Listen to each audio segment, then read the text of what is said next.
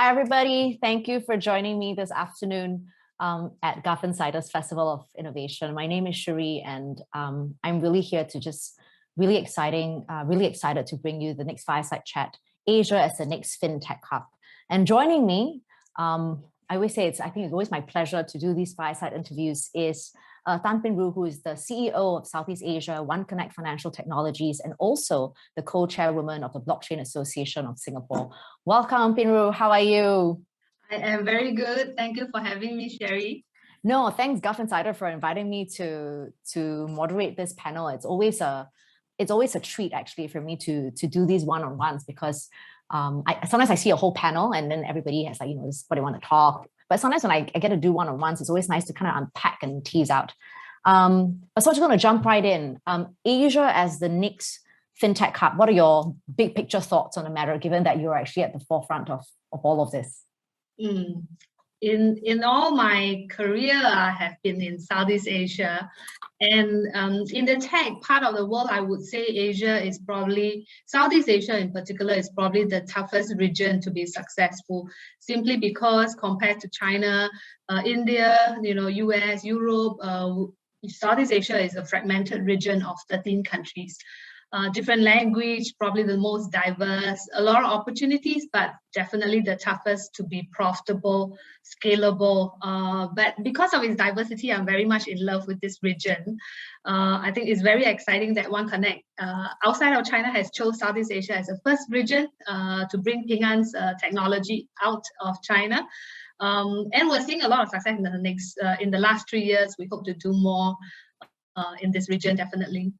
So what has the climate been like pre-pandemic? Well, I'm going to break up into two things. So pre-pandemic, what is like the temperature like, if you had to take a reading for us on where we were headed, what kind of pace and what kind of take-up rate in the region? We were moving very fast before the COVID, so I really do not know whether or not it's a good thing or a bad thing about the COVID, because as a startup, the first 2 years we were moving very fast. People are very engaged. Customers is very excited with the Chinese technology that we're bringing from Ping An.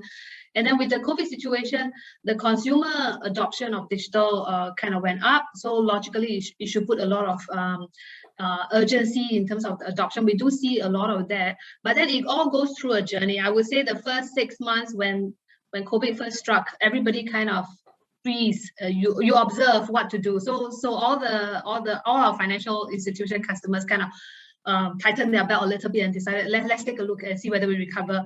And then the second 6 months, everybody goes like, oh, we're not recovering, so we should do something. If we don't do something, we can't be stagnant forever. So the first 6 months, kind of all lending stops.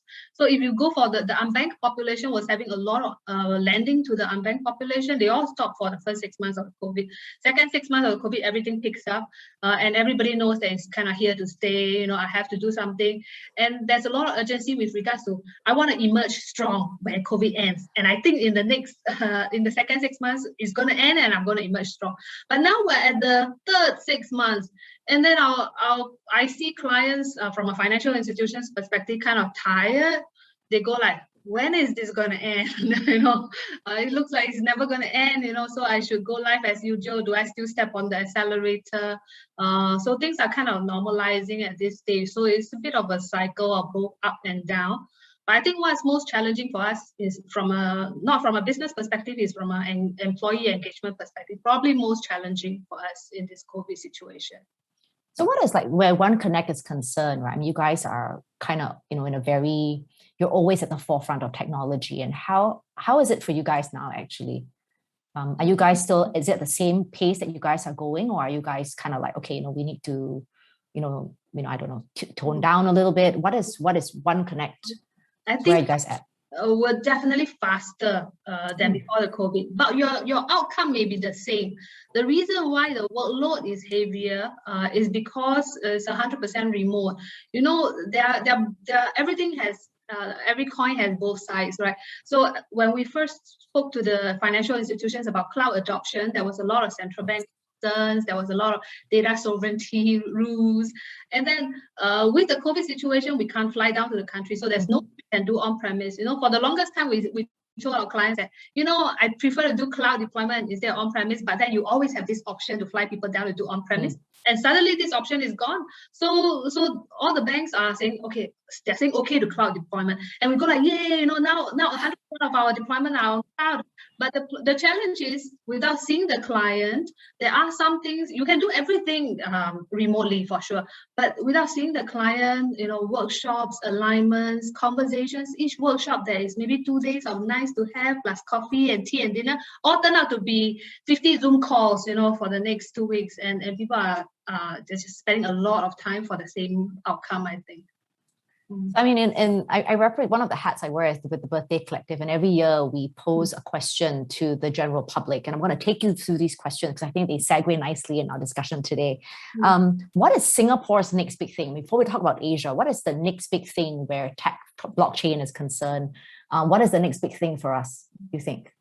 I think there are actually quite a number. So I'm a Singaporean. I'm the first. My parents are Singaporean. My grandparents are Singaporean, and so I'm very excited. In my younger days, I actually took up 1 year with EDB. I've never been. I'm not a public sector person, but 1 year with EDB gave me a lot of insights into how government works and stuff. And at that time, 20 years ago, or maybe 25 years ago, it was all about Singapore has been successful, and how do we find the next big thing so we continue to be successful, and the port has been our success, logistics has been our success as a transit port for the longest time, and then the next big thing, is it health tech, is it bio, is it whatever, and nothing was like glaringly out. But now I think a lot of things are going very right for Singapore. I think our tech hub, when I first started One Connect in 2018, there were 150 fintech companies. Today, Singapore Fintech Association had 800 companies. So, the government, MAS recently had almost close to 500 applications for the crypto exchange license, for the digital payment token license. Is huge, I think, in the tech area, right? And of course, the Singapore FinTech Festival gotten a hit due to COVID, but then the amount of global attention we had on tech.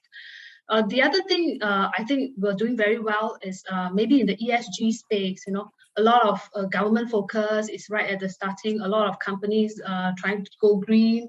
And I think this will be definitely gaining traction considering that, COVID is going to last us multi-years. So I think Singapore is also quite set in the forefront in terms of running for green initiatives in many aspects. Yeah. So, I mean, in the push for moving forward, I mean, we're moving at breakneck speed right now, right? What is the 1 or 2 things that we should not forget when it comes to tech and fintech? When we're building at such speed, what is core for you that you feel like we need to hold on to? This morning, I read an article from my favorite CEO, and his Satya was the CEO of Microsoft, right? So I had many CEOs before in my entire career. I think Satya is the best. He published an article this morning. It says care is the next currency. CARE. And really what's on top of my mind is really people. How to continue to engage. Tech talents are very rare. Although earlier we had a chat that female leaders are very rare, but to me, developers, good solution architects are really rare in the market, very hard to get, and then everybody is trying to go for the same talents. So the industry has a general trend that these people are maybe their salaries are growing faster than their actual earnings, because every year they would hop from one company to the other, which is actually not healthy for Singapore as a whole, given that we're shortage on tech resources. So, but these are the talents that I think is day and night on my mind in terms of how to engage them better, how to make it worth staying with One Connect, and be sustainable staying with us. I'm of the opinion that I want my team to work to realize their dreams in One Connect, not join One Connect, kind of learn and then with the intention to move on, or drain you dry out of your passion in the first 2 years, and then knowing that you will move on. I don't. That's not my. That's against my principles in terms of people management. So I want people to join us, enjoy the journey. It can be 1 year, it can be 2, but then you enjoy the journey, realize your dreams with us, and throughout that journey, have the mindset of being sustainable with us long term. So how do you retain? I mean, what is? I guess in terms of, let's say, with people development and talent retention, right? Is what you're saying. What must we put in place in terms of how we hire and how we function with them in an organization? What are important things for you for us to stay competitive in that field? I think there was one thing from theory to practical. I myself has matured. Back in Microsoft, back in HP, my earlier days with the American MNCs, diversity is the big thing. But diversity has always been a theory to me because American companies are somewhat already diverse. They are there, so I never really felt it until I started OneConnect. And OneConnect is our parent company is Chinese. I attract a lot of Chinese to come to OneConnect, and then suddenly you feel, okay, there is a little lack of diversity. So our first kind of Malay or Indian employee that joins us feels he's minority alone and stuff like that. And we started losing them. And ladies also, we lose more women than men. There's a very, very male dominated. I really feel the need for diversity, and that changed my hiring from theory, understanding diversity and inclusiveness, to really practicing it intensively during hiring, noticing that we need different people. The general Chinese culture has a culture to say yes to your boss, not talk back, don't challenge back, kind of even as long as you, so that's general, but many of them you put together forms the culture, right? So we are a startup, 3 years old, we're trying to have an international culture that's open, innovative, and that's how we bring value back to OneConnect China as well, because we get great products from them, but what we want to bring back is international value, both from the innovation, from the customer relevance, from the people. I like that, because I think earlier you said that, Southeast Asia is the most fragmented, one of the most fragmented and diverse areas in the world. And fragmentation is not always the most pleasant thing where business is concerned. But I think seeing it from a more diverse portfolio, human, talent development point of view, that's really wonderful. What has been the challenge for you actually in terms of working in this area, in this region, right? Asia as a whole. How has that fragmentation? How do you translate fragmentation into diversity and make that a strength, other than in hiring? Is that is that how you develop? Is it a culture thing? I think in many ways the challenge is more than the plus, or the challenges are a little bit more than what you get out of So from a people's perspective, the diversity, you do get different viewpoints, innovations, etc. But the challenges are way much more. From a tech perspective, you realize that every country has unique challenges. So the same tech that works beautifully, like we have a very simple solution called Smart Video Interview. It is because during COVID timing, the central bank goes like, okay, this step requires face-to-face. This part of the SME validation requires a face-to-face. And then they go like, okay, now we can't do face-to-face, we can't do branches, so what do we do? And then can we submit a Skype or a WhatsApp video call? And the central bank goes like, I am not sure, I don't think so. So about 9 months, a year ago, the Indian central government set out a simple set of rules that says that I'm willing to take a video as a replacement for face-to-face, provided it meets, say, 5 of these conditions. The first one is that the video can be retrieved, it can be archived, you do your KYC, it's of a certain resolution, I can geotag that person, simple rules like that. And what we did is we just put this set of simple rules into an app that allows you to use book an interview and save everything on cloud via this Smart Video Interview. And it's such a simple, small solution, but every country we face different challenge. Certain countries you have a streaming challenge, there's a speed problem. Certain countries you have a firewall issue. Certain countries, and there's nothing to do with the maturity of the solution because it's a very simple solution, right? So I think for Southeast Asia, just to be able to get certain scale across the 13 countries is a challenge, but it's also where the fun is. That's where people feel the achievement is not something that you roll out and it can be rolled out for all. You have to think about solutions that that is highly configurable, that meet different countries, yet without impacting your profitability, and products that are relevant to most of the emerging countries. I think those are our thought process that's slightly different from a China product angle or China's perspective, that the team enjoys kind of putting in that brainstorming and say that this product does great in China, maybe not here in Southeast Asia. Yeah. One of my favorite business quotes is, "Where there is uncertainty, there is adventure." I think that's really what you just said. But I mean, the other thing I want to ask you is, when you look at, I mean, I think that's a wonderful, wonderful story. What are we not talking about? So let's just break down the two, right? Because people know you wear two hats: the payment side of hat, and then there's a blockchain hat. So we do payment first. What are we not talking about digital payments and digital banks that you wish we were talking more about?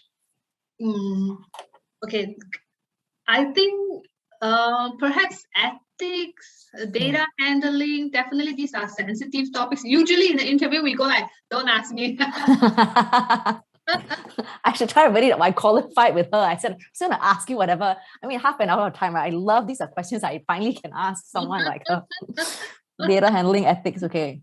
Yeah, I hope people joining us are taking notes. These are things that is kind of evolving over time. As a tech person, the last thing you want to do is to kill the tech too early, right? So when certain technology, when it first surfaces, there's usually concerns, and there are always very valid concerns. But it's just that it takes time to experiment this in sandbox in a smaller way, so that you can continue to encourage. And sometimes it's not about sandboxing with one company, because certain technology requires diverse community to nurture it to fruition. So I think that our Singapore government is doing a very good job with the crypto exchanges, really encouraging the community to come together, and kind of nudging for compliance slowly. I think and then only regulating it at a specific time. So I think these are always sensitive things to talk about. When we first rolled, one of the example, when we first rolled this Chinese technology that studies your emotion analysis, right? So basically during that interview, there's something to say that Sherry looks nervous at this question. So I don't know if she's saying the truth. So during an interview, it will give a score. It will calculate a risk score based on our original Chinese tech. And then we brought in a professor from SMU. I have quite a couple of advisors from our universities here. And they go like, how do you know that this AI technology is not biased against, say, people of Mary's nationality, etc. Then we go like, actually, I do not know. I need more data to know. So then what can we do at this point in time? So we brainstorm and we say that, okay, instead of a score, let's have a flag, a red flag or amber flag, so that the human being then puts in judgment more than the machine. Because we're not sure yet. We don't have sufficient data to make sure that it is not biased against anything. Yeah, so then we change these scores to red flags, and we change the overall red flag to, say, red flags in certain questions, so that the human being can deep dive. So when I ask you, Sherry, why do you need a loan of this amount? And Sherry gives and then if there is a red flag there, and okay, the why she needs a loan, okay, maybe not so clear. Maybe I'll ask again the same question in another angle, so I can get more inputs. But is human then judged rather than machine judged? Okay. Okay, so that's on payment. So what is the thing that you wish you must get a lot of questions about blockchain. And I think, I don't know whether you have the syndrome where people tend to ask you the same questions over and over again. So I hope this is not a question you get. What are we not talking about in blockchain that you wish we were talking more about? I definitely think so. McKinsey said that in the next decade or so, next 2 decades, blockchain will contribute roughly about 10% of our global GDP on enterprise-driven data. So anything that is to do with enterprise-driven data, about 10% will be contributed by blockchain. So I do feel I'm seeing the momentum. I mean, it has been here for the longest time, Then some people say that is a myth, and then there's nothing great about blockchain and stuff like that. But slowly, I think it is coming to really kind of testing it, understanding what it is not, right? Initially, you kind of it's everything, and then okay, here's what it is not, and then coming to actual proper use case.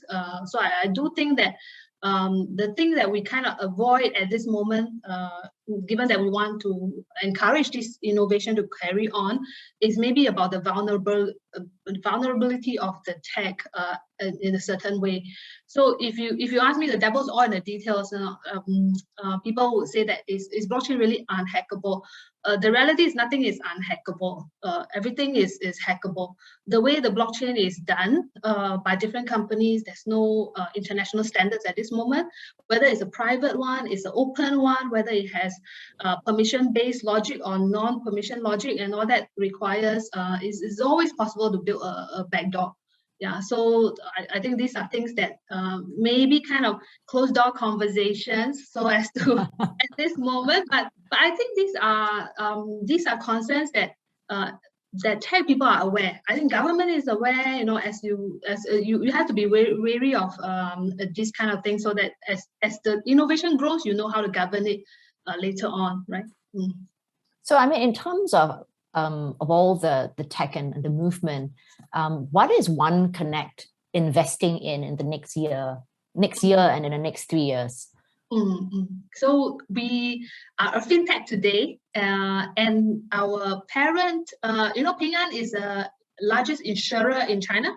Yes. We are also one of the top banks. So Ping An is an end-to-end financial institution that covers all the license of financial institutions that you can possibly have in China.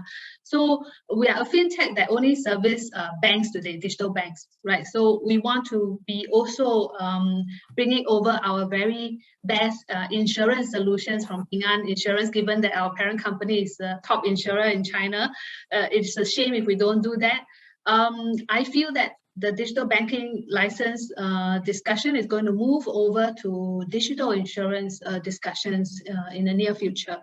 So we're building up that same tech stack so that we can be a fintech as well as insurtech. I don't know what we call us then, but then a mini Ping An. I see. So what are you investing in as a CEO, as a person, for the next year and in the next 3 years? I don't know. More time with my dogs, I think. It's surprised that I still say that, because when I was traveling, I didn't have time with the dogs, right? Then when I'm working at home, still I feel I didn't have time for the dogs, And then you feel even worse from when you're traveling. When you're traveling, you don't see them sitting by your side, looking at you with these big eyes that goes like, take me for a walk or give me a treat. Now you see that dog every day staring at you, and you go like, okay, I need to take you for a walk. I think one of the things that have come out of this whole pandemic is, I mean, sure, the digital and the fintech uptake is phenomenal, right? But at the same time, we also then realize that there's this human element that we used to take for granted. I mean, for me, for sure. And then I think I like what you said, you invest in the people. What can we do to ensure that technology doesn't outstrip the human? Or that, what can we do what can companies do in our planning and our forecast to ensure that while we traject, with the technology at whatever pace we're at, that we don't leave the human behind? It's important to make sure that the acceptance of that technology comes with equal emphasis on removing the workload and changing the skill sets. Right, so if every organization, as well as the government, I think it requires the community to embrace the technology, know what it eliminates, at the same time, try to reskill the workforce, because if overall globally, AI will remove, I cannot remember the actual number, I think it was like X million jobs from the world, and AI will actually add back the same amount of jobs, just different jobs. Yeah, I remember that I was in this university session with my son when he was choosing his university course, and then the professor was quite cute. He put down a list of occupations and he says, "Oh, hands up if you want to be a pilot." That was before COVID, and then all the hands up and go like, "This is the top job to be eliminated with AI, with auto flight can be switched on, blah blah blah," and then go like, okay, now maybe not the pilot. Yeah, so I think there's a lot of work that's going to go away, but there's the government is putting in equal emphasis to train our young generation to be agile, soft skills. That's very important with regards to like all the engineering courses. You realize that there is a biomedical engineering that helps you to understand the software behind the board, etc. Do AI optimization. So all these are new skill sets that needs to constantly be put in place. And I think the human will then add more value and be more productive rather than doing the mundane way. Anyway, my two young adults, they told me that the motto of the young generation is I'm here for a good time, not a long time. So so they won't want to do any mundane work. They want to do intelligent work, meaningful work on top of what the machine can do. So all these things about, we previously have call centers. I believe call center bots are going to be all over the place in future, so that you have meaningful conversations and not the daily calls or cold calls kind of conversations anymore.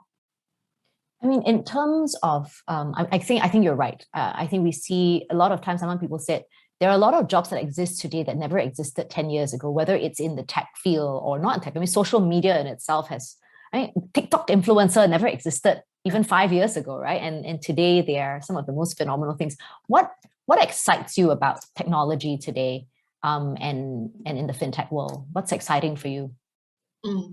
I think two things keeps me motivated. I mean, I'm at a stage whereby money is a side thing. It is important, but then my kids are grown, my mortgage is paid, and so I don't think money is the most important thing. I've traveled a lot to the emerging Asia in my days with Microsoft. Sri Lanka, Bangladesh, Myanmar, and you can see that the unbanked population is where the quality of life is really impacted. For the longest time, I can never really kind of understand, is financial services really going to improve people's life? If that fella is struggling to eat, would he want a bank account when he doesn't have money to buy food? But that's not the thought process. Financial services helps the economy. And changes people's life when the economy improves, right? So I do think one of the things that excites me is seeing how technology can really service the larger population that's under the poverty line. I think that's important. Agri-tech, health tech, all these virtual consultation medication platforms today are good only in developed countries, because where you don't have infrastructure, you cannot have a virtual doctor seeing the patient. But increasingly, we're seeing that it can be overcome with advanced tech, and medical consultations can then go to the much rural areas further out in the mountains, etc. So I think two things. One is really how it's going to impact people's life in emerging Asia, and then the other is really seeing enjoyment in nurturing people. Young talents. I'm seeing young talents, entrepreneurship in Singapore that I've never seen before. As a Singaporean, I remember in my younger days, the government said Singaporeans are comfortable. You must have some entrepreneur spirit. Don't just work for a company and stuff like that. And we thought it will never happen. But in the last 5-10 years, I think 5 years, I'm seeing a lot of entrepreneurs coming locally. So it's really good. I think Singapore's young generation are seeing them mature. Seeing them really doing happening things at a young age, I think that's very satisfying for me as a senior, I think. No, hardly senior, Ben. Okay, so I think two things, right? So emerging Asia, and of course the development of people and nurturing of people. That's all the time we have. I wish I had a bit more time to unpick, to pick more of your brain. But thank you very much, Bin Rue, for joining us at the Gulf Insider Festival of Innovation. And thank you for spending this half an hour with me and letting me kind of completely go off script with the questions. And I really appreciate the time and the sharing and the generosity. To everyone else who's joining us this lunchtime, thank you for your time. The next upcoming session is at 3 p.m. and it's called Smart Cities, Smart Nations, and Smart World. On behalf of the Gulf Insider team and with my guest, Bin Rue, thank you very much for joining us. We'll see you at the next session.